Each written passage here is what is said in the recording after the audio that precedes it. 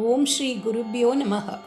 சாந்தாம் சாரத பார்வணேந்து வதனாம் பத்மாசனே சம்ஸ்திதாம் பக்தியா பாவன ராம கிருஷ்ண சரணாம்போஜாம் பஜந்தீம் சிவாம் சம்சாரானலதக்த பக்த ஹிருதயே சஸ்வத்கிருபாவர்ஷிணீம் அம்பாம் நிஸ்துல கீர்த்தனீய சரிதாம் ஸ்ரீ சாரதாம் பாவையே.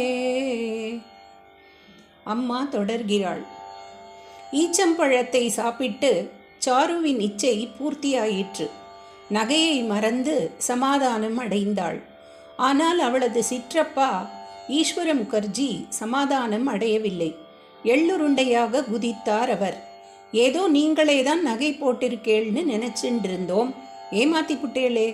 கன்னியாசுல்க கல்யாண செலவுகளுக்கும் 300 ரூபாய் பிச்சை காசு தான் தந்தேள். எங்க குழந்தை அப்படி ஒன்றும் உதவாக்கரை இல்லை. போரும் உங்க சம்பந்தம். இப்பவே பெண்ணை அழைச்சிண்டு போறேன் என்று ரகளை கட்டினார்.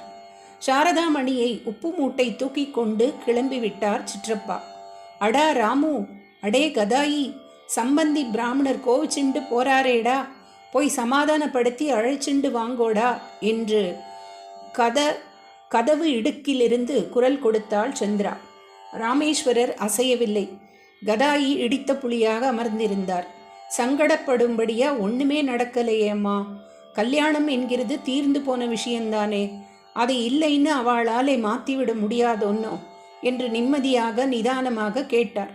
விவாகரத்து என்பதாக ஒன்றை இந்துக்கள் சொப்பனத்தில் கூட எண்ணிப்பாராத காலம் அது.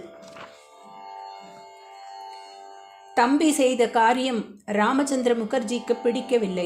சாரதை பிறப்பதற்கு முன்பே சர்வ அலங்கார பூஷிதையாக அவருக்கு தரிசனம் தந்திருந்தாள். எனவே இப்போது அவளுக்கு நகை போடுவதையோ கழற்றுவதையோ அவரால் பெரிய விஷயமாக நினைக்க முடியவில்லை போலும். எனவே கதாதரர் சொன்னபடியே இந்த விவகாரம் துளி கூட சங்கடத்துக்கு இடம் தராமல் தீர்ந்து போயிற்று.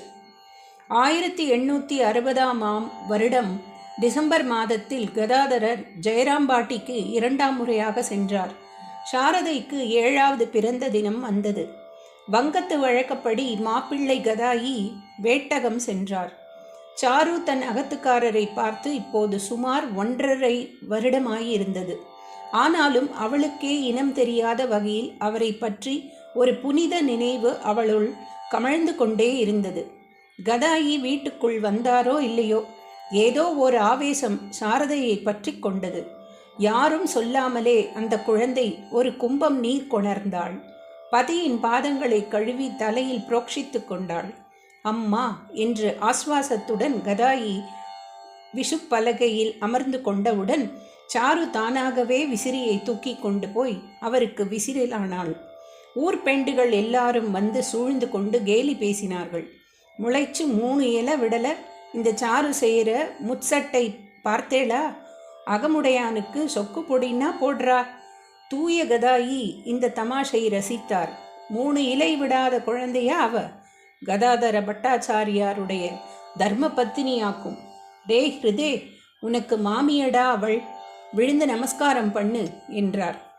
கதாயியுடன் வந்திருந்த ஹிருதயராம் முகர்ஜி மேல் வேஷ்டியை இடுப்பில் கட்டிக்கொண்டு சாரதா மாமிக்கு நமஸ்காரம் செய்ய வந்தார். இத்தனை நாழி வெட்கம் அறியாமல் இருந்த குழந்தை அந்த மாமா தனக்கு நமஸ்காரம் பண்ண வந்தவுடன் லஜ்ஜையுடன் உள்ளே ஓடினாள். ஹிருதயர் விடாமல் அவளை தேடிச் சென்று தண்டனிட்டார். சாரு மீண்டும் வெளியில் வந்தாள். அவளையும் கதாயியையும் மாற்றி மாற்றி பார்த்து கண் பனிக்க நின்றாள் பானுமாமி.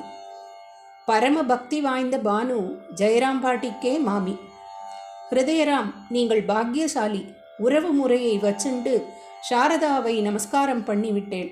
நாங்கள் அப்படி நமஸ்காரம் பண்ண முடியலை என்று கூறிவிட்டு சாருவை பார்த்து பழைய காலத்து பாட்டு ஒன்றை பாடினாள். தித்திக்கும் அழகு பெண்ணே, உனக்கு பித்தன்தான் மாலையிட்டானோ? பிக்ஷாடனனை மணந்த பார்வதியை பார்த்து அவளது அன்னை மேனை பாடிய பாட்டு அது. கண்ணீர் வழிய அர்த்த புஷ்டியுடன் பாடினாள் பானு. ஜெயராம்பாட்டி அப்போது அந்த அர்த்தத்தை புரிந்து கொள்ளவில்லை. அம்மா தொடர்வாள். கருங்குழல் அவிழ்ந்து தொங்கும், கண்களில் கருணை பொங்கும், அருங்குண நாணம் ஓங்கும், ஆடையும் தலைமேல் வாங்கும் சுரங்களில் வளைகள் தங்கும் கற்பினுக்கரசி பூவின் சரங்கொடு காமன் தீண்டா சாரதா அன்னை வாழ்க. ஓம் சாந்தி சாந்தி சாந்தி.